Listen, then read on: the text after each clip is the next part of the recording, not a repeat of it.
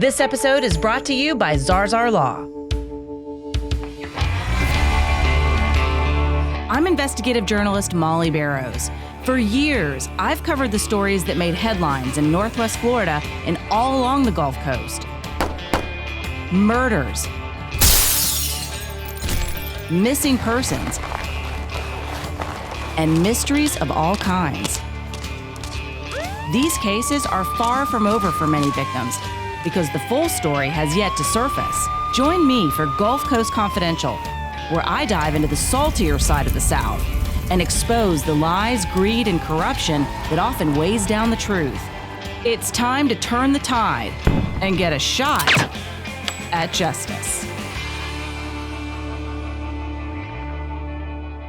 Hey, y'all, and welcome to the Gulf Coast Confidential podcast. If you haven't already, we would love it if you would please like and subscribe. And we'd love to hear from you, too. Leave a comment or a suggestion about a case wherever you're listening or watching if you're on the YouTube channel, because there is always a What the Feezy case breaking, brewing, or bubbling up right here in beautiful Northwest Florida, our neck of the woods of this amazing country and beyond the Gulf Coast. So Pam and I are tickled that you are here with us today. We've got a real homegrown case on Gulf Coast Confidential for you. Today's episode is called What in the Cornbread Hell is Going On in Cullman, Alabama? Whitney Cheatham and Kody Smith.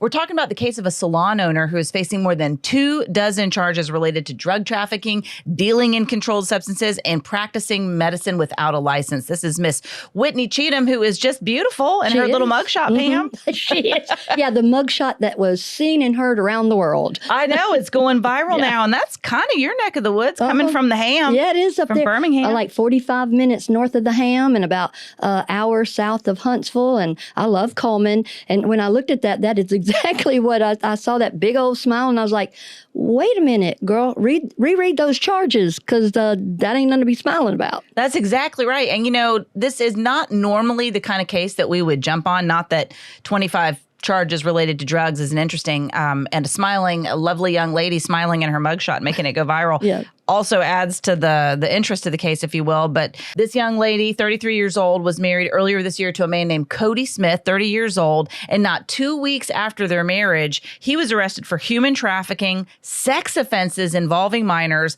electronic solicitation, as well as traveling to meet a child to perform a sexual act. So this is her newlywed husband. This happened like not even 2 weeks after they got married. Both of them are known in the community. She posts regularly for her business. She also posts regularly in social media on her personal social media pages. And there's a lot about faith. There's a lot about her children. Did not find as much about him when I went looking for him. So I don't know if he's been scrubbing some of that off the internet. But I have talked to people who live in around and work in around Cullman, Alabama, and they were saying that this really blew up when there was an announcement, a picture that ran in the local paper there about their marriage. And it was just, again, not 2 weeks after that, he gets busted for these terrible sex offenses involving minors. And all of a sudden, she's trying to distance herself from them. But according to one woman who lived in the area, she reached out to me and she was like, no, I think when everybody started looking at him and what was going on with his case, perhaps we were talking, and she said we all wondered if that didn't turn law enforcement onto her or if they were already aware of her. So we're still learning about a lot of these charges. We don't know exactly what controlled substances she's accused of dealing with. And maybe you found it in your research, but I didn't see a whole lot of it. But she's got a business that's called Infusion Wellness and Spa. And this just happened. So she was just arrested Saturday morning. That was August 16th. And she turned herself in. But on her business's social media pages, there's a lot of everything from just IV infusions to weight loss drugs and Botox. So a lot of the typical things that you would see in a spa. But yeah, and then she's having to do a lot of damage control. I guess she divorced that guy or is in the process of separating from him, or she certainly separated herself from him on social media. And I've got a couple of posts that I'll read her talking about that here in a minute, because she was certainly incurring a lot of sympathy, if you will. And I'm not saying she didn't deserve it or wasn't in need of it, but she was saying, gosh, he presented to be something he wasn't. This is as shocking to me as it is to everyone else. But then you have this arrest with her getting busted for these drug-related charges, and it starts to make you wonder, like, gosh, are we looking at another Gulf Coast Stapletons here? Yeah, we're looking at a lot of hopefully stuff. not. Yeah. I mean, she's a mama with 2 young kids. I find that hard to believe, but you never know. Well, what the part of this about Mr. Kody Ray Smith is that he had arranged to go meet a 15-year-old girl for sex, and he walks into none other than Chris Hansen there, and he bust him. That is what blew this up. Her mugshot, plus this, plus some other stuff we got going on, because there's a lot of characters in here.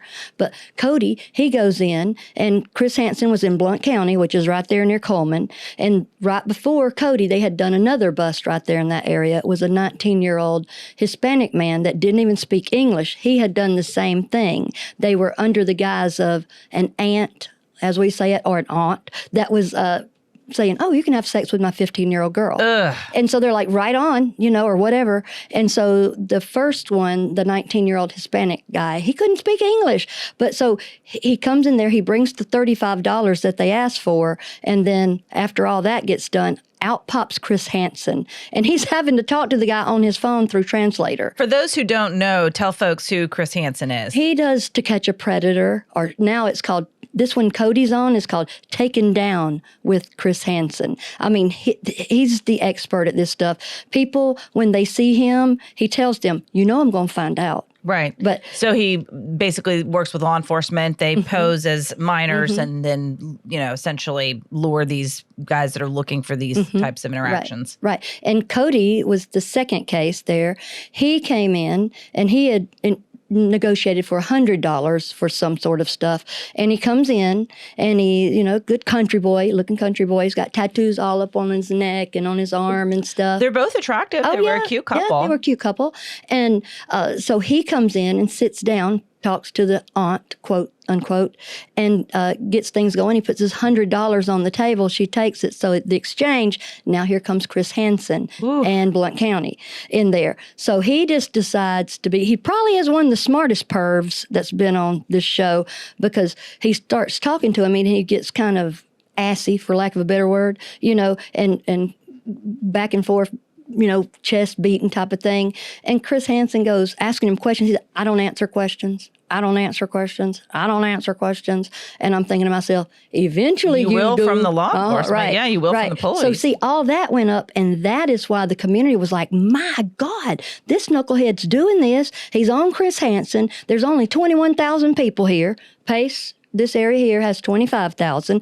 This is the right size of a little hometown, and this is going on. You just got married. Plus, Miss Whitney is the stepdaughter of, I think his name is Gerald Swindle. He's a famous bass fisherman, and they say he's one of the funniest men in anglers, like fishing. I saw pictures of her with him where they've gone out hunting and fishing together. Yeah, and everybody loves him. He's the good old boy. Everybody loves him. So this is not a family that's in, hiding behind it. They're out loud. She's got a business, for heaven's sake. She's a nurse with a bachelor's degree and RN, doing her business, a business that can do the Ozempic and the shots. And if it's hormonal stuff there's probably some testosterone there. They may be using some stimulants and stuff. You have to have a medical doctor overseeing every spa. And some states may be different, sometimes nurse practitioners, but in this case, there has to be a supervising physician. So that is 3 of the characters right there we got going on. That's interesting. Well, let's run down some of the charges that she's facing right now in light of some of the products that you were talking about that she has there in her salon. She is facing 25 charges, including drug trafficking, unlawful distribution, forgery, and practicing medicine without a license. So, aside from the drug trafficking charges, she also faced 11 counts of forgery in the 4th degree. So this, according to investigators, is because following their investigation, they found that she had forged prescriptions used at multiple local pharmacies to obtain controlled narcotics. And according to the Cullman County District Attorney Champ Crocker, he confirmed that his office approved those warrants, stating, quote, "I can confirm that my office approved warrants for drug trafficking and a host of other charges for the arrest of Whitney L. Cheatham. These charges stem from the illegal procurement of controlled substances through forged prescriptions originating from Miss Cheatham's business. I want to thank the local pharmacies that assisted law enforcement, as well as the Cullman Police Department for their outstanding work. While an arrest has been made, this investigation is still ongoing." End quote. So being a pharmacist, that's often the front line. We've talked about it, with the Pace Pharmacy as well, that bust, and how that's law enforcement. You can only get away with doing alleged illegal activities for so long before it's going to catch the attention of the authorities. Definitely. And pharmacy is one of the most regulated professions. We have so many regulations and laws, and we know patterns, and we know routines. We're in the community too. So it's just like over there with Dr. Sharp, when all the pharmacies were saying, "Nuh-uh, we're not filling your prescriptions." Well, you know that the pharmacists call and go, "This is suspicious activity." You don't call on every little thing, but when things are coming in, when each person comes in and each of them got a script for oxycodone and Xanax, and then maybe a muscle relaxer over here. Dr. Graves started all that with a cocktail here a long time ago. But doing that, and I mean, we have to report if we suspect that. But if there's not a doctor on staff, I've had people call me before and go, "I need to call this in. The doctor's not here today." Well, I'm like, I can't take it. Don't even tell me that if that's the deal. But they have a doctor. But you have to be careful. This is practicing medicine without a license.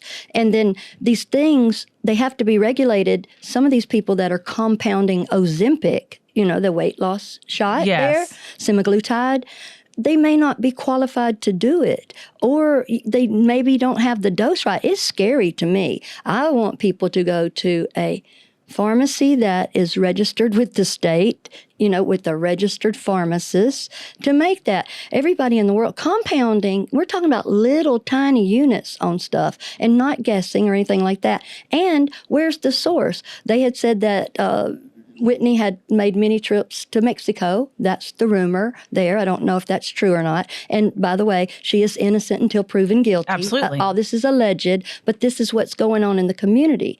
Because sometimes people well, if I can make $100 off that shot, maybe what if I make it last a little longer?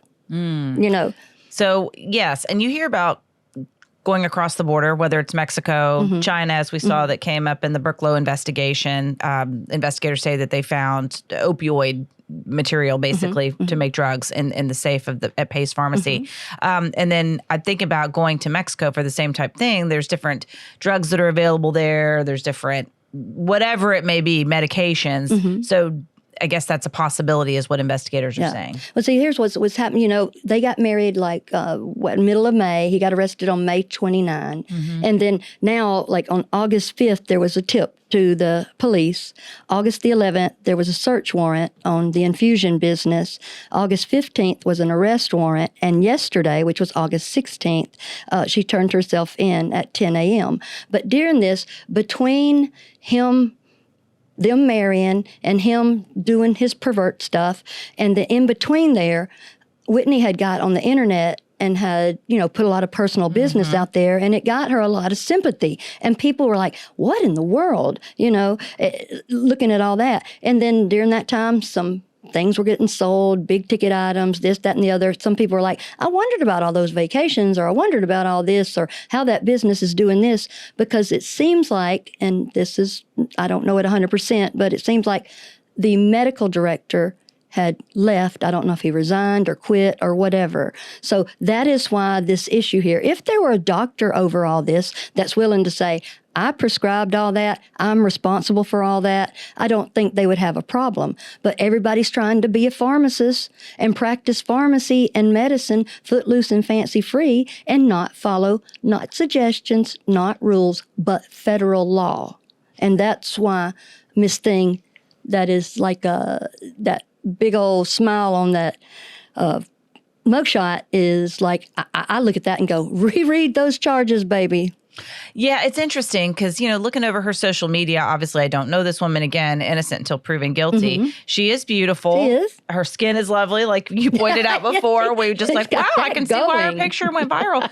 And her hair is fabulous. But it is the same smile in every picture. And that's okay when that's your professional image and you're saying, I'm pleasant, I'm fun, I'm happy girl, I'm going to post about my Bible study, I'm going to post about my kids, I'm going to post with my staff, I'm going to post with my clients. Sorority. And it's very much the same smile each and every time. And then when you see that mugshot, and again, same smile, I'm like, baby, is that really what's going on beneath the surface? Is that really how you feel? Or is this just the face that you put on when maybe you don't want to show what's really happening beneath the surface? That's a good observation. That is funny that you say that. I remember one time my sister Sharon had told me, like at pageants and stuff, I was like, how do they smile so much? Sharon said, well, they put Vaseline on their teeth so their lips don't stick like that. And I thought, some people do practice that. And I mean, you need to, I guess, if you're putting your face out there and it's your business and all the loveliness that goes with the wellness spa. Well, and you talked about Whitney posting about how traumatic this had all been when he got busted, and it seemed to elicit a lot of sympathy. I found some of those posts,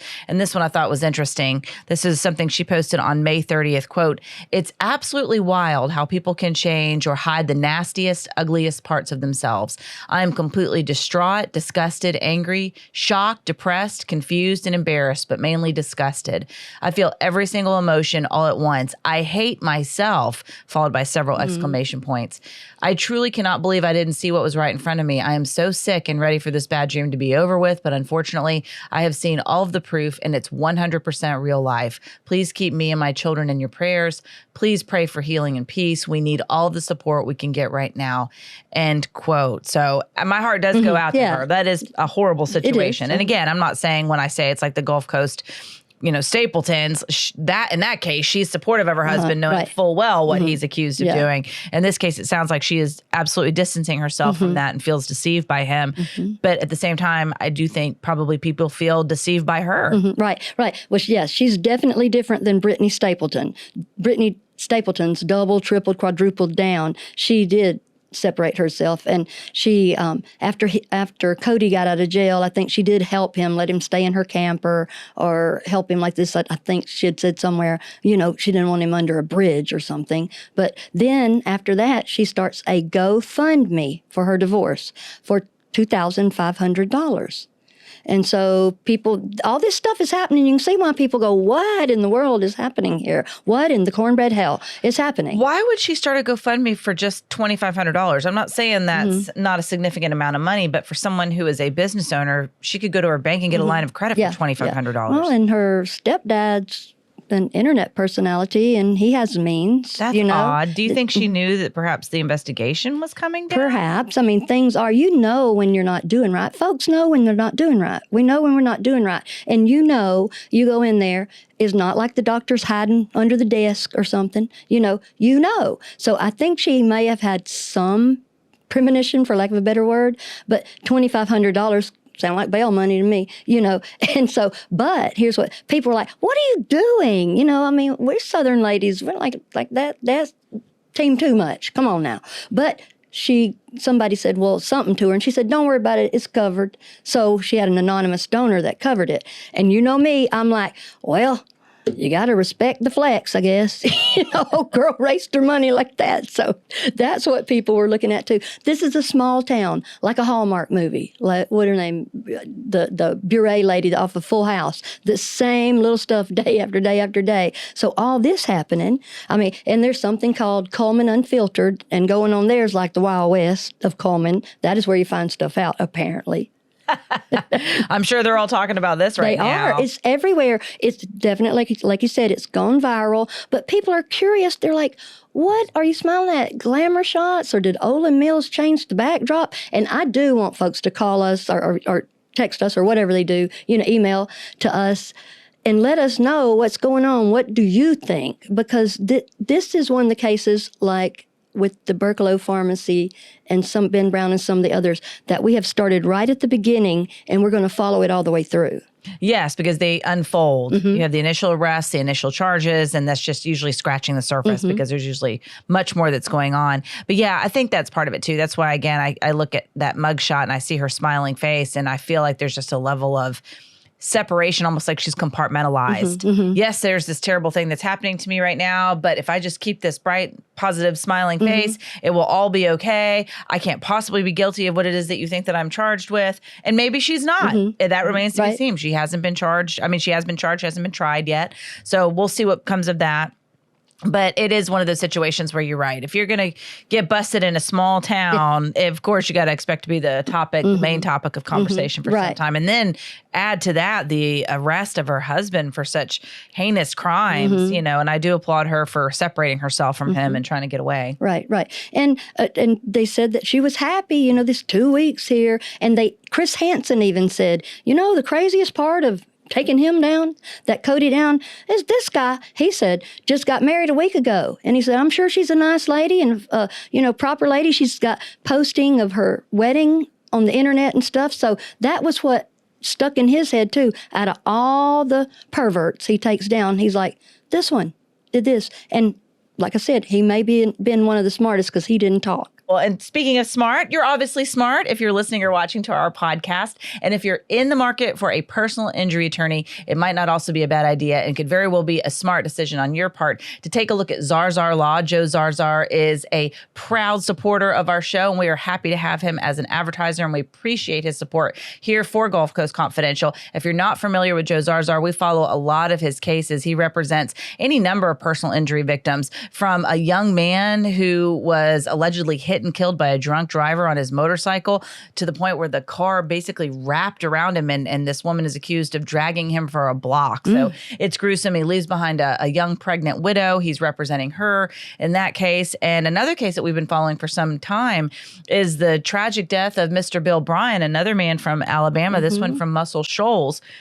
And he died while undergoing surgery in the Destin area, actually, from a Destin area surgeon, Dr. Thomas Szykanowski, who allegedly removed his liver instead of his spleen. So Joe is in the middle of handling a civil lawsuit, a medical malpractice case in that situation. And some of the defendants have settled, but some have not. And he was just giving us an update via social media. If you don't follow Joe on social media, you can get a lot of great tips about not just litigation, but some of these particular cases that we follow as well. But he said that he is beginning the depositions, just began them last week, of some of the staff, the nurses and the assistants that were in the room when Mr. Bryan died. And he allegedly removed that liver thinking that it was the spleen. So he said that Dr. Szykanowski also had requested to be there for the deposition. And I thought that was interesting too. Joe made the observation in his video talking about an update on the case that he found that interesting as well, that, you know, there's that relationship between doctors and staff and that sometimes,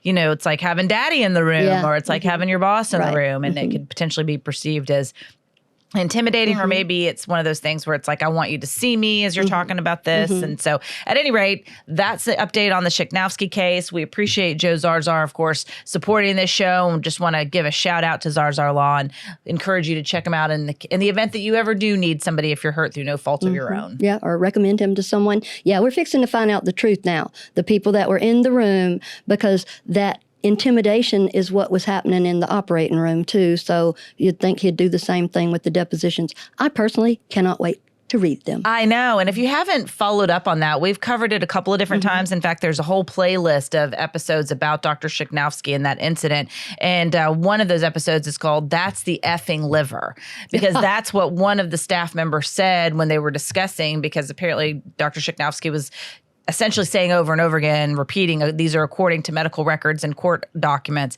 that's the spleen, that's the spleen. Like he was trying to not just convince himself, but convince the staff. Gaslight. Right, gaslight. And somebody goes, that's the effing liver. And that's my favorite person. I know. So that's what we named the episode. But yeah, I agree. We're getting closer and closer to finding the truth.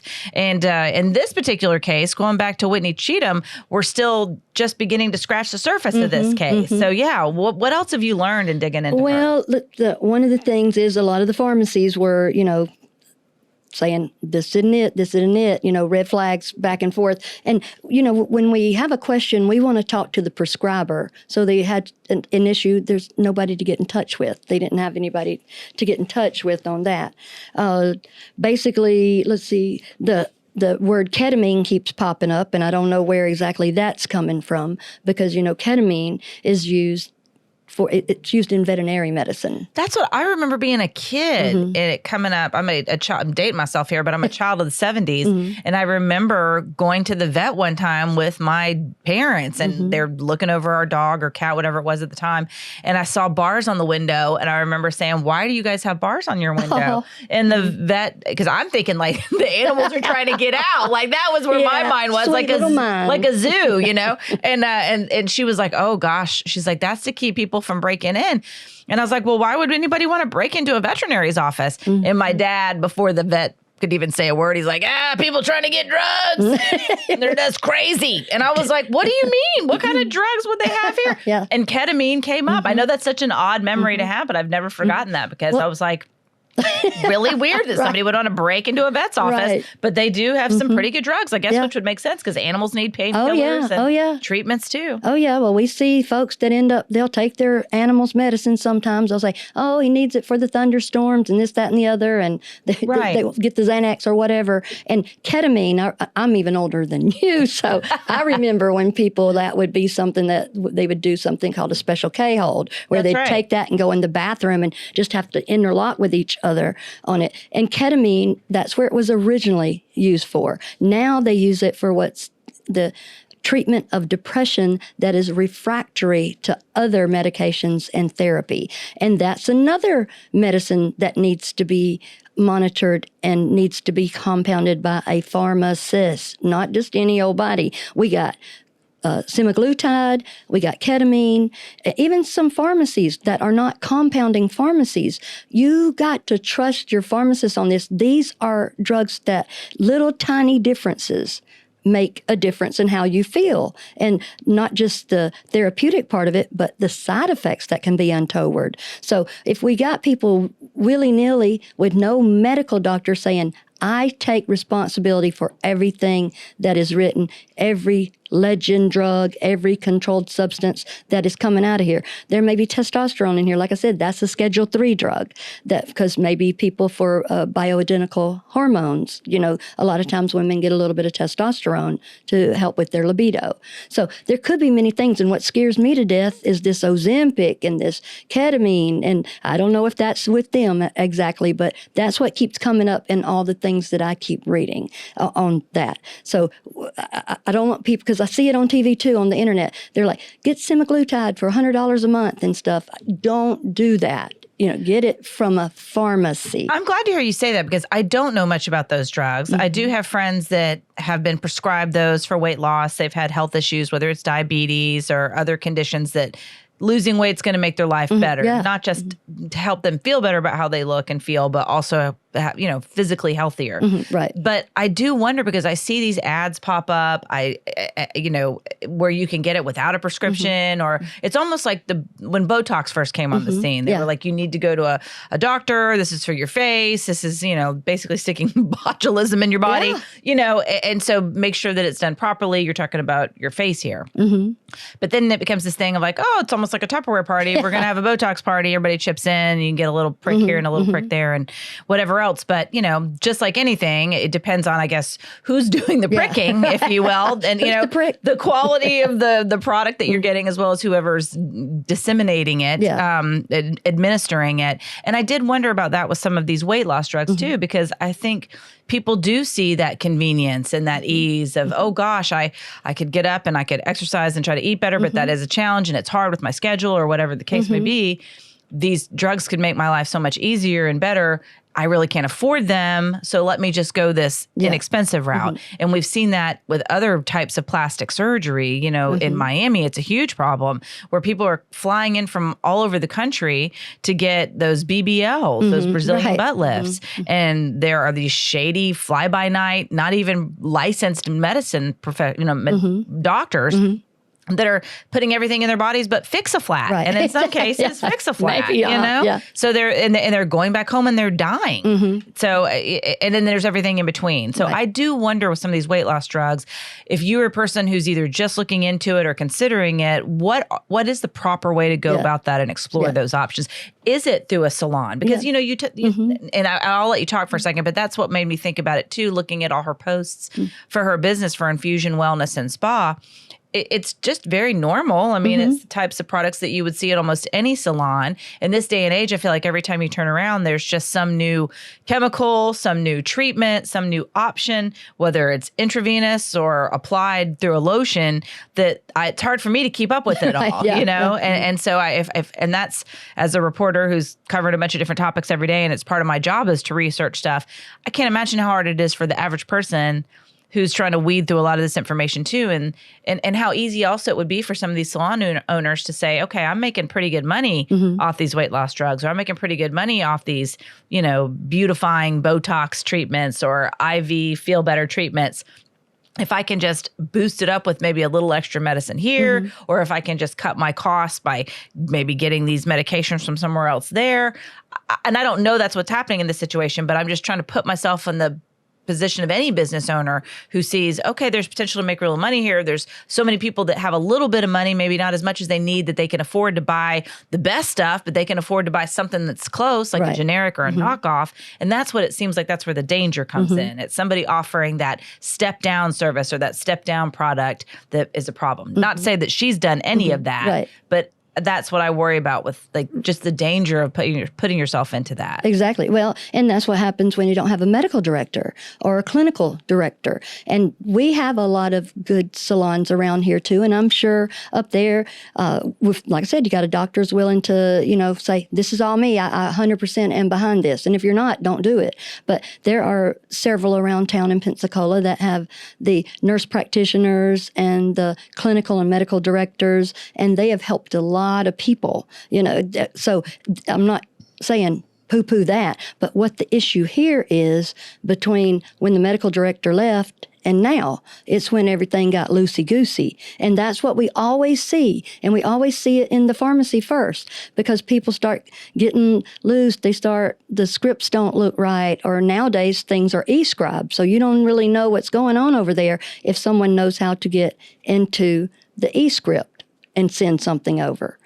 So it's a lot. It is. And it's almost like some of these products fall into a gray zone, a no man's land. So for example, and maybe this is extreme, but if I had cancer, I wouldn't go on the internet and be like, where can I get chemotherapy? I would want to know from my doctor, what are the options? I would want that to be administered in a hospital under a doctor's care. And I feel like some of these things like weight loss drugs or even these beauty treatments, really it may not be as heavy as like prescribing controlled narcotics or, like I said, God forbid, undergoing treatment for cancer. But at the same time, it's still a drug that you're putting into your body. And you don't always know what your body is going to do, how it's going to react, or you want to trust that the product that you're given is something that is trustworthy, that it's quality, that it's what it's doing, what it's supposed to do. And I feel like some of these products maybe fall into this gray zone of, it's just going to the store and buying cheaper cigarettes as opposed to buying, something with a filter, if you will. Again, maybe my analogies are poor, but I just feel like, are people taking it seriously enough? Or does it look like it? Is it just being advertised and offered in so many different ways that it has diluted and diminished the quality or how serious people take these things, or how maybe they're not taking them seriously enough because of the way they're being advertised and sold? Right. Well,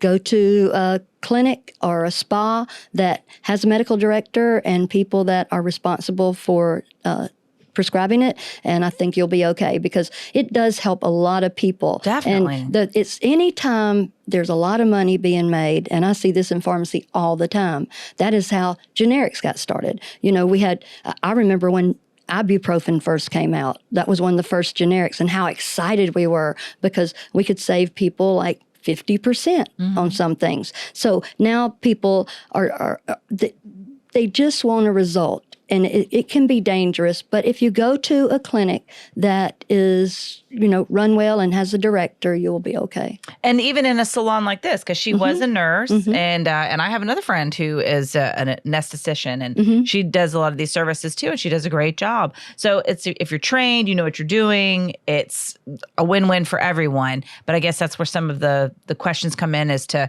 what was she doing? What do police say she was doing? Alabama's public record laws are a little bit different than Florida's. Usually we can access the arrest reports pretty quickly. So I'm going to make some requests and see if I can find more reports that might give a few more details as to what exactly she was accused of doing. Yeah. And maybe some people that had been there, or patients, or people that know, can DM us and let us know, give us some info. Because, like I said, this is all alleged, but it's coming out in the open. Yeah, absolutely. All right. Anything else that you think would be good to add? Let me see. One thing I looked at was I kept looking in the comments and stuff, and maybe it's just me, but every time I would see something that was like, I got your bail, she's hot, da, da, da. I was like, let me look and see who wrote this. Oh, a gentleman.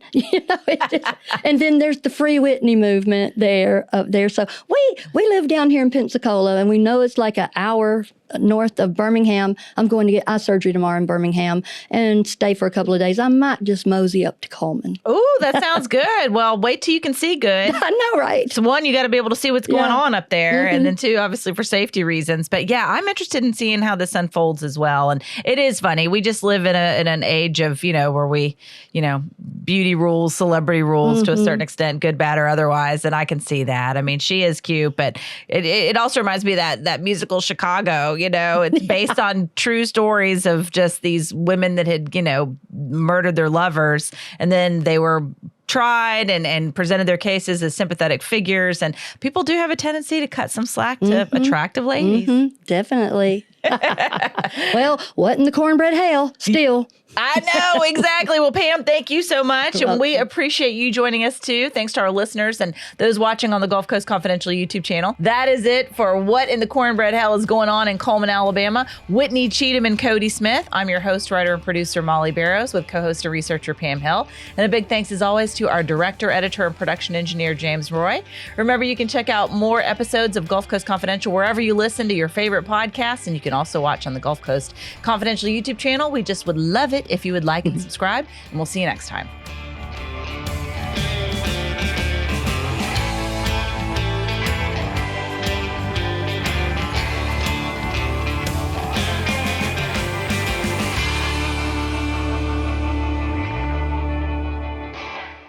This episode is brought to you by Zarszar Law.